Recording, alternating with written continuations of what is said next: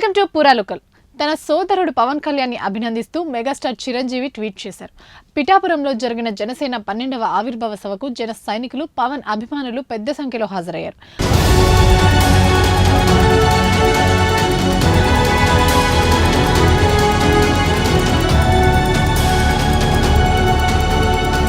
ఆ పార్టీ అధినేత AP deputy CM Pawan అనేక అంశాలపై ఉద్వేగంగా ప్రసంగించారు. 11 ఏళ్ల జనసేన ప్రస్థానాన్ని, ఎన్నో కష్టాలు ఎదుర్కొని పార్టీని ఎలా నిలబెట్టారన్నది వివరించారు.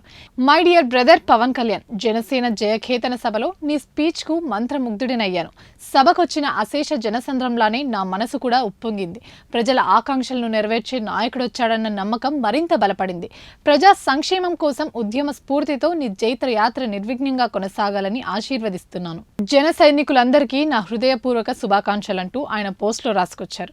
మరోవైపు పవన్ ప్రసంగానికి సంబంధించిన వీడియోలతో పాటు చిరంజీవి చేసిన ట్వీట్ కూడా సోషల్ మీడియాలో వైరల్గా మారాయి.